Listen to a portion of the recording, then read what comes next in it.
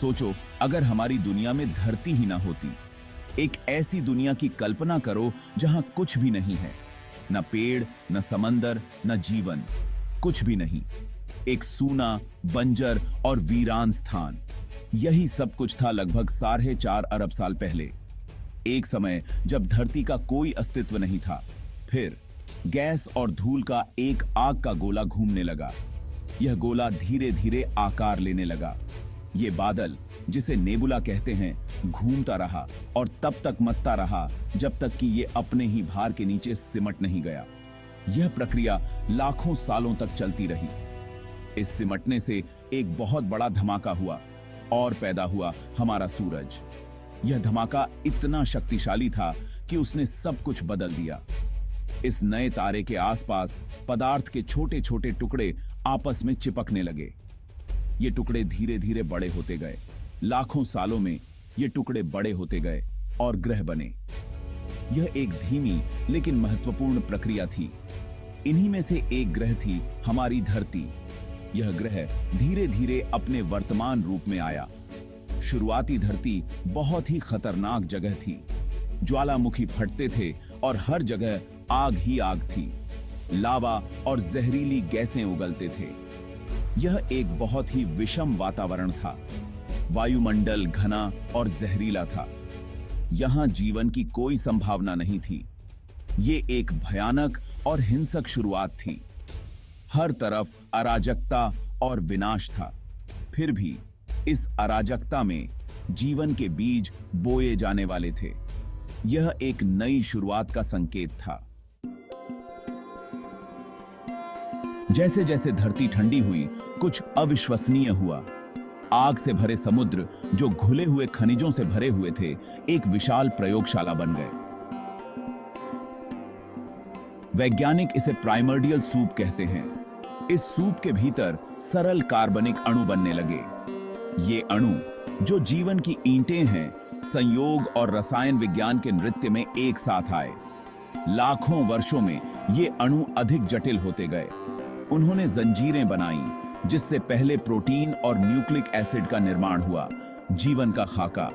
आखिरकार ये अणु झिल्लियों के भीतर बंद हो गए, जिससे पहली सरल कोशिकाएं बनी। वे छोटे और बुनियादी थे, लेकिन वे जीवित थे। ये शुरुआती कोशिकाएं अविश्वसनीय रूप से अनुकूलनीय थीं। वे विकसित हुए और गुणा हुए, समुद्र में फैल गए।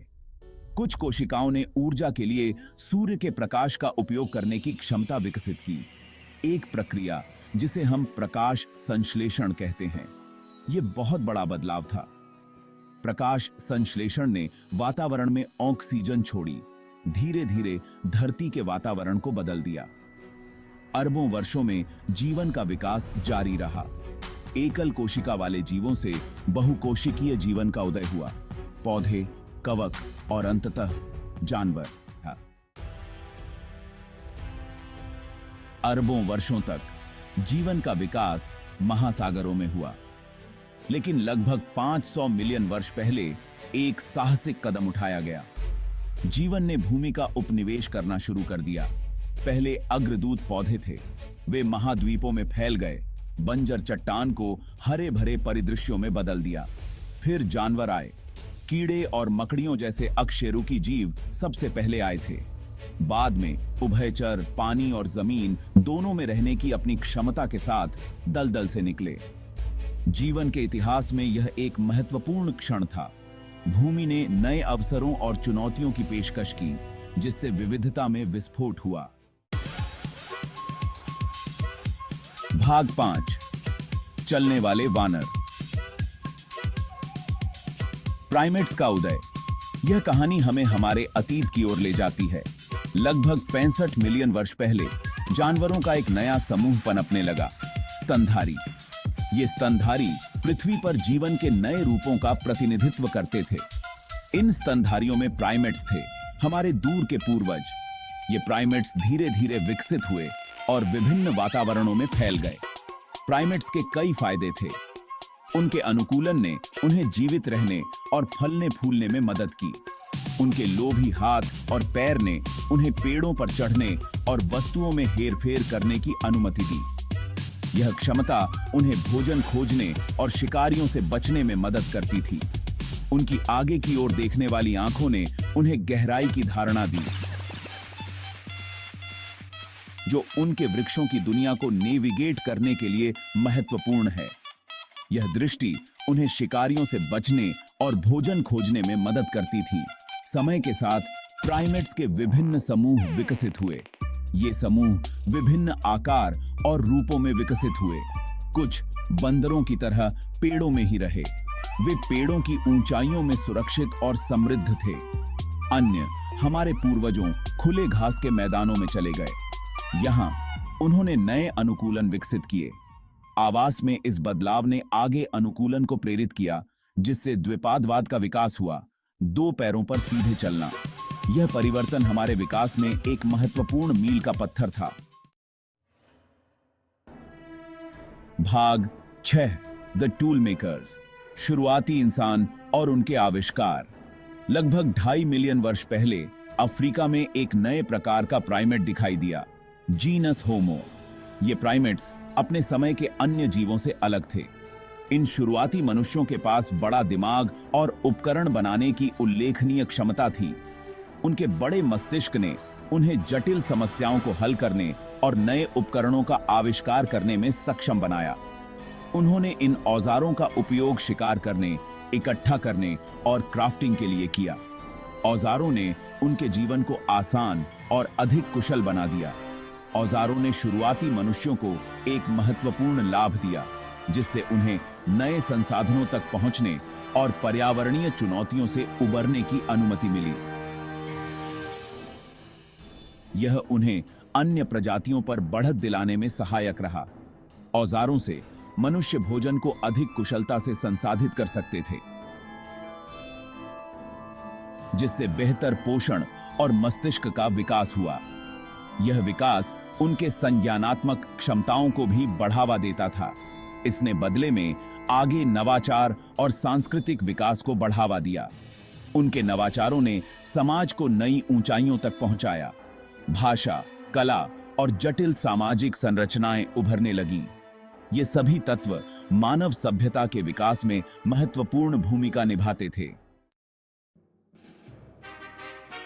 भाग 7 masters of the planet. Homo sapiens ने संभाली कमान। लगभग 3 लाख साल पहले मानव की एक नई प्रजाति का उदय हुआ, होमो सेपियंस। हम मानव की एकमात्र जीवित प्रजाति हैं और ग्रह पर हमारा प्रभाव गहरा रहा है।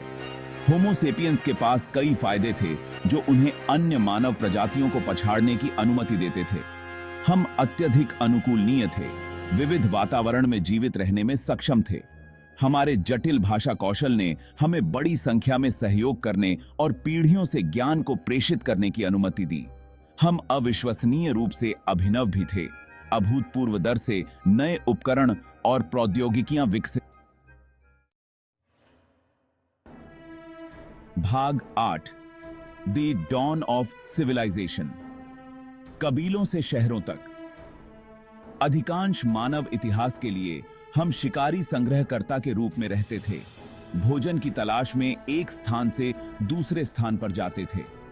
लेकिन लगभग 10,000 साल पहले कुछ उल्लेखनीय हुआ, कृषि क्रांति।